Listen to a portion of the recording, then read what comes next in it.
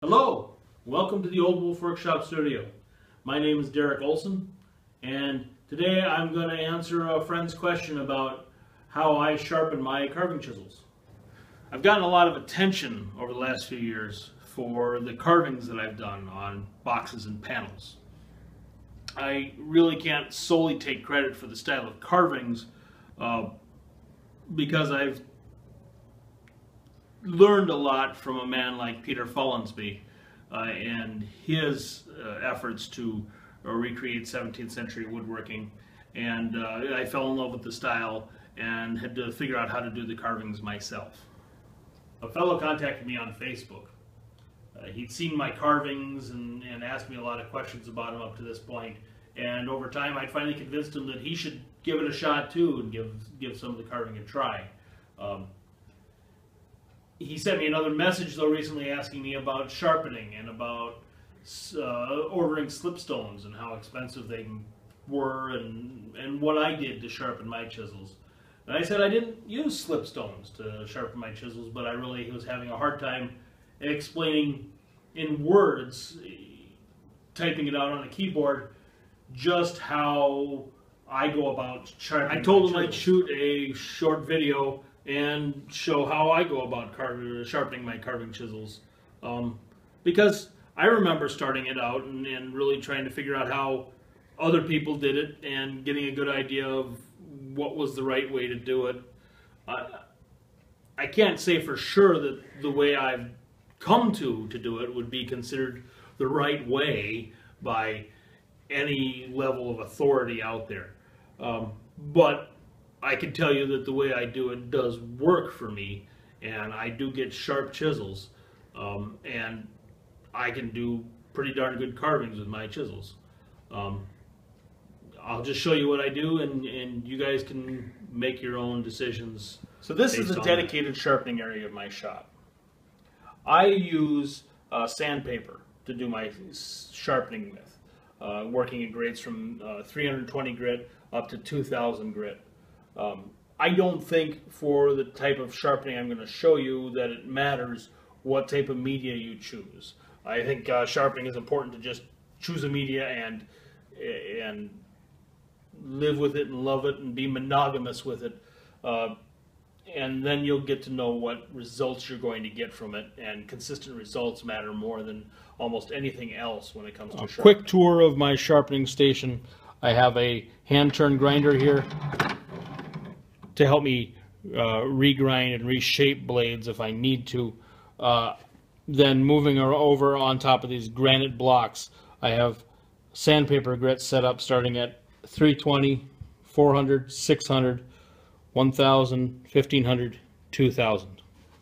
I work my way through all the grits to just get a hone sharpen down.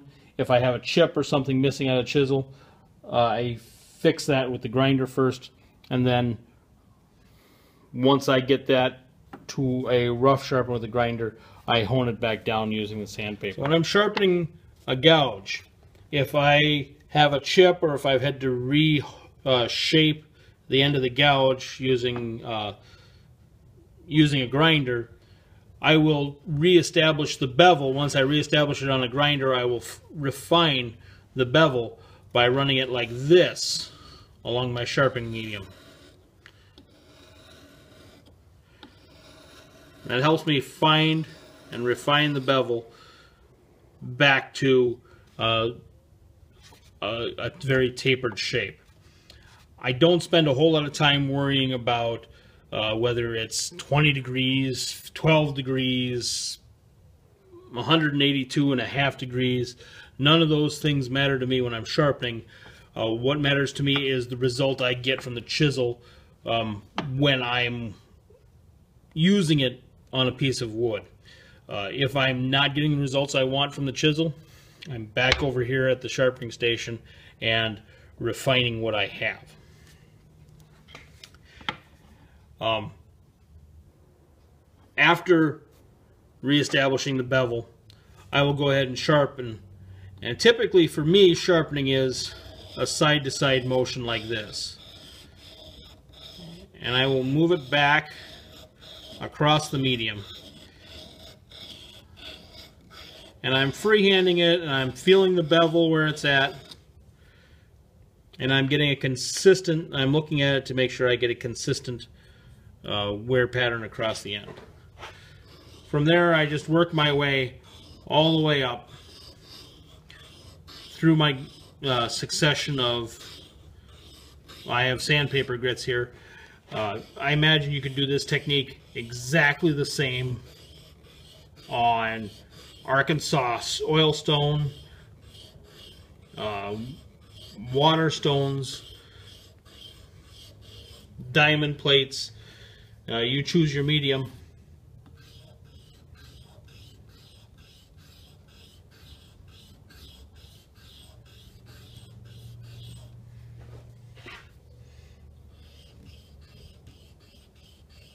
And it'll work fine for you.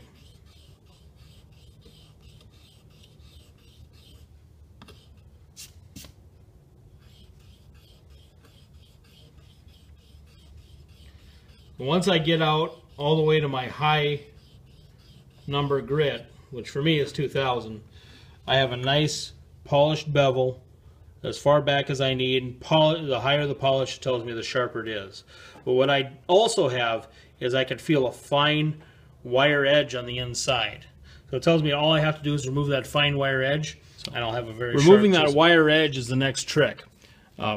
This is where you might employ a slipstone or something like that, specific curved shape stones or water stones.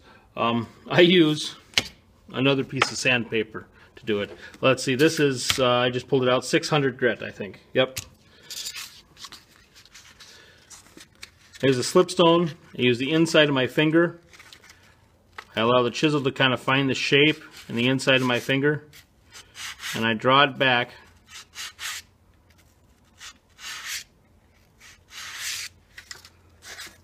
And then I check to see, I got a little bit of a wire edge right there in the middle yet. So I'll come over to a fresh section of sandpaper. Sharpening a V-chisel isn't a whole lot different from what I do with the curved chisels. I draw it across, I find my bevel, I draw it across,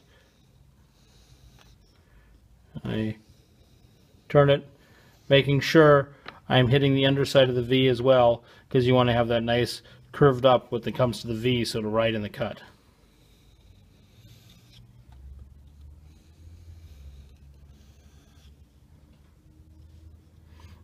You can also take, and if you're reestablishing a bevel, work it back and forth like this.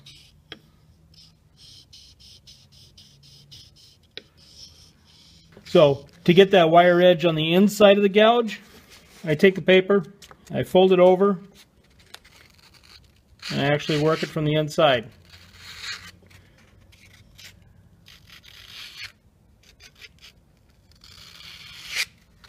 So the takeaway from this is that there's probably no wrong way to sharpen. I achieve very sharp, very usable results doing what I do, and I'm sure there'll be people out there who watch this video and just are aghast in horror at the sacrilege of what I just did to those chisels. Oh my God, it'll be horrible, I'm sure. But the proof is in the pudding, and the results is that I get good carving results. A lot of my carvings I do in kiln dried red oak, which is both hard and crumbly if you don't have a sharp chisel doing the cut. And I do okay. I think I do just fine. I want to thank you for watching, and thank you for visiting the Oldwolf Workshop Studio. Again, my name is Derek Olson, and I hope you have a pleasant day.